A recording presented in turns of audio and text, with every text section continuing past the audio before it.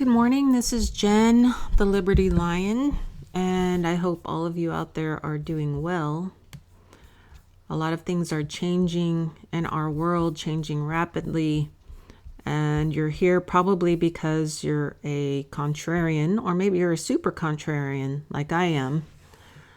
And today I want to talk about an introduction to the philosophy of law by Roscoe Pound. So if we keep looking at things the way we always have, we're going to end up in the same place that we have been. So we have to get ready to prepare our minds to accept new ideas, or perhaps they're not really new ideas, they're just new to us. But the things that have been going on right under our noses, with our consent, without us really knowing what we were consenting to. And these things, since they're basically unknown to us, we need to understand them so that we can change our behavior and thus change the system that we live under. Now, I talk about a lot of things, and I try to show books and government documents, various government documents, including reports, congressional records, historical laws, the laws that were made at the time just after the Constitution was signed, military laws, military tech manuals, field manuals, and all kinds of different things that show you that what I'm telling you is not me making things up, but is probably what actually is. And so in this video, I want to talk about contracts just for a second here, a few minutes. And this is title or chapter 6 of Contract in the Philosophy of Law by Roscoe Pound. And he says, wealth in a commercial age is made up largely of promises. So promises are agreements. And promises and agreements are both contracts. Contracts have rights and obligations in them. And we contract for everything. So your vehicle, when you buy it through a bank, your home,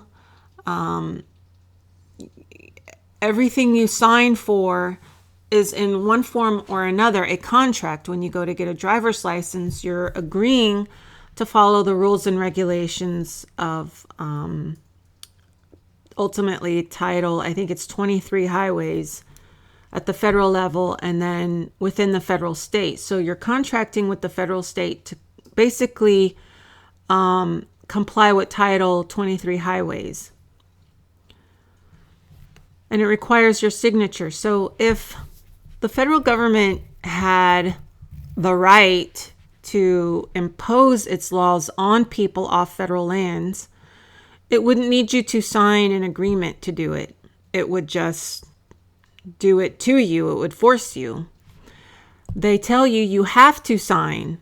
That signing is the law, but signing is the law in order for them to impose the law on you. So for them to impose the law on you, you have to sign.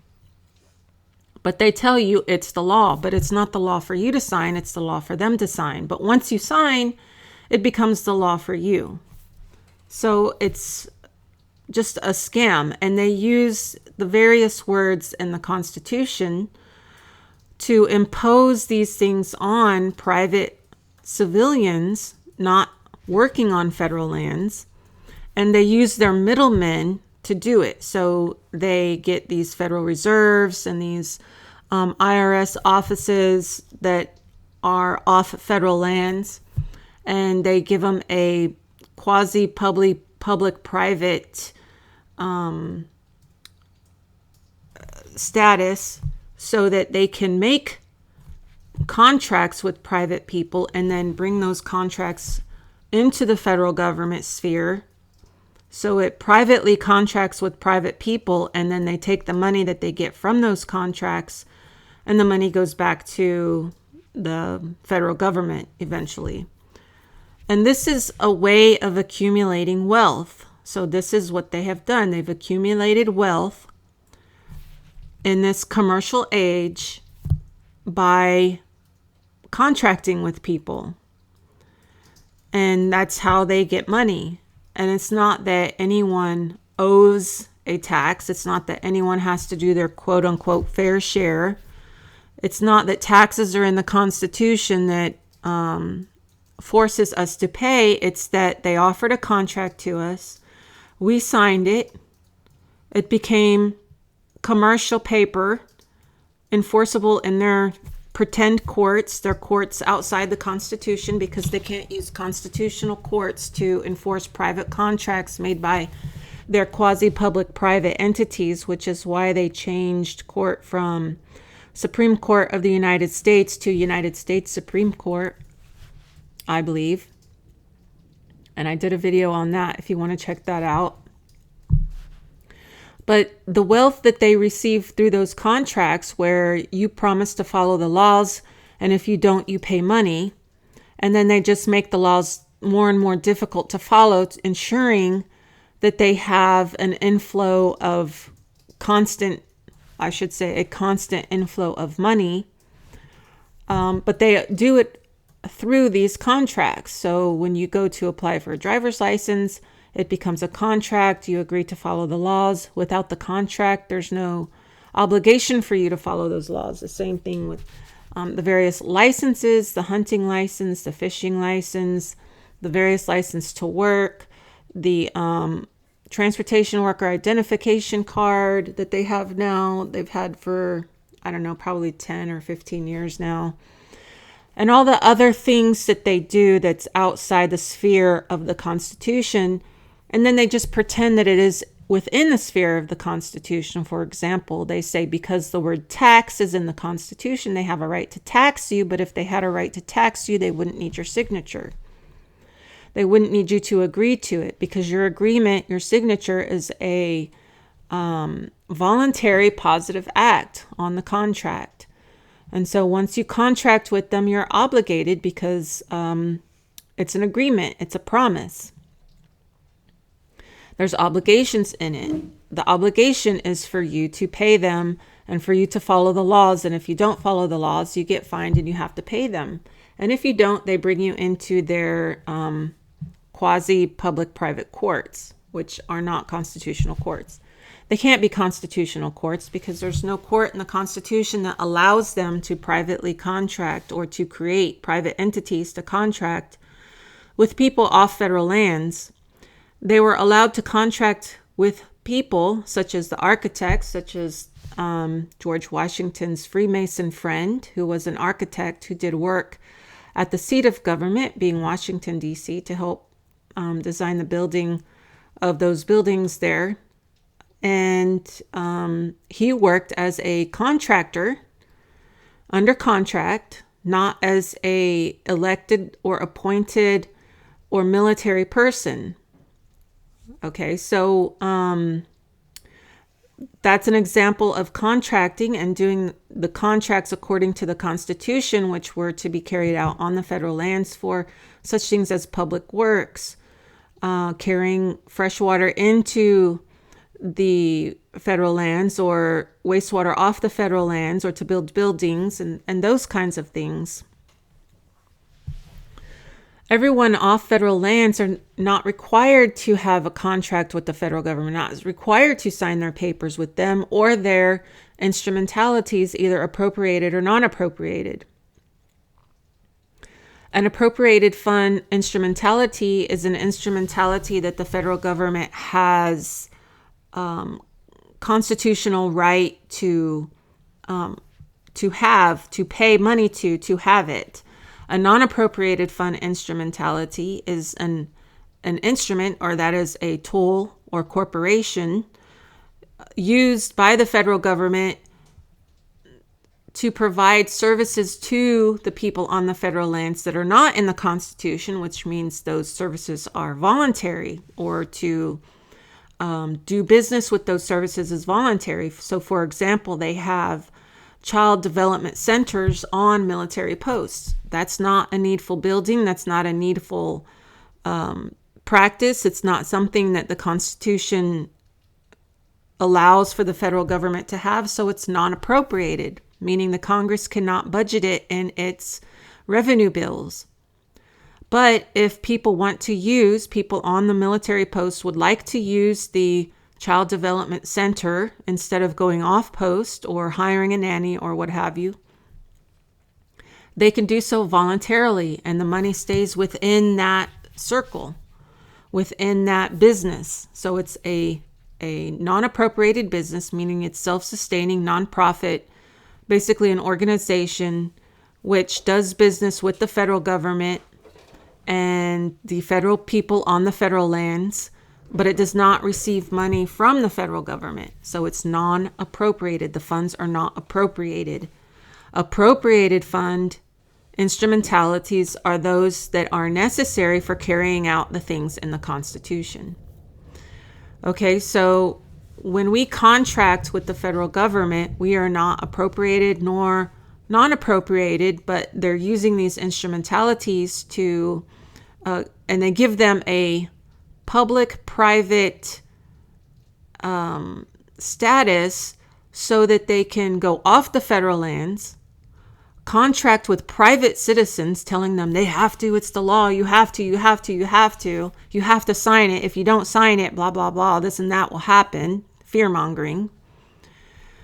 And then they take that private contract and they bring it onto the federal lands, and then the federal government gains an advantage.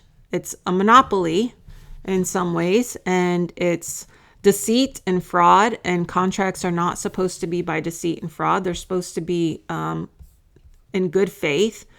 They're supposed to be done in good faith. And if the federal government derives an advantage by injuring people through these pretend contracts, then it's broken one of the truths or truisms or ancient laws that have stood for hundreds, and some of these laws have been around for thousands of years.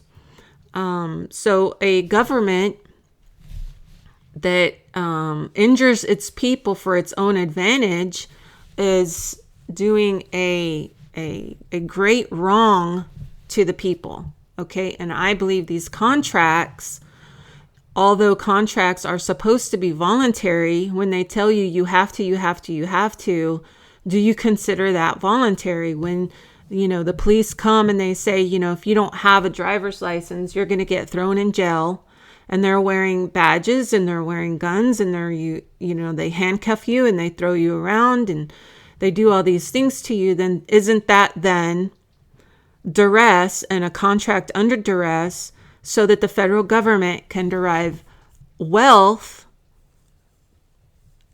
by injuring the private people, which gives it an advantage? Okay, so it gives it an advantage from injuring people. And that's basically really what war is these days. It just is an advantage to the banks. So this was the video that I had previously posted, and for some reason I have off and on issues with my computer where the sound sometimes works, it doesn't work. So I've double checked. It sounds like it's working. I'll double check it again before I post it. And so check this book out. It's available online. You can download it at Hathy Trust. It's also available at another website.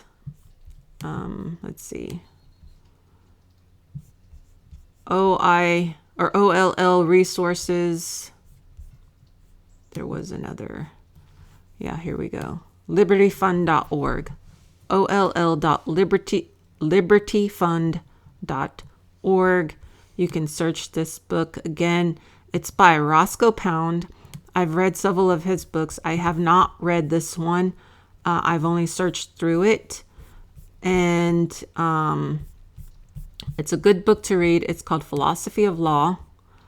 So my understanding is that when law is capitalized, that not in this instance because this is a title and so it would be capitalized, but when law is capitalized, in certain instances it's talking about actual law that can be proven, such as seating first, harvesting later, or the harvest comes after the seeding, right? So that's a law. You have to plant a seed before you can collect the plant, the food, the harvest. Okay, so that would be capital L law. Instances of that sort would be capital L law, where instances of lowercase would be things that are just man-made concepts. Okay, so man-made concepts include contracting with people, contracts, and so those would be lowercase l law. Abstracts are lowercase l law, and abstracts and concretes and how they use them and how they capitalize them opens up another can of worms, which I'll have to save for another video. With that, please like, share, subscribe. If you would like to donate, I've been asked by people how they can donate, and so I finally created a PayPal account, and so if you'd like to donate, you can. My objective here really is just freedom, sovereignty, liberty, and sharing knowledge with people. I do appreciate any donations. I just noticed this here. This right here means amagi. Amagi is Sumerian for freedom. It means literally return to mother. In other words, to go back to where you didn't have any debt, where you were living under your mother's care. But it also means freedom. And I've seen this in some very old books, how some old books have an owl. This Sumerian symbol here is also in some of those old books. Okay, so like, share, subscribe, and I'll see you guys.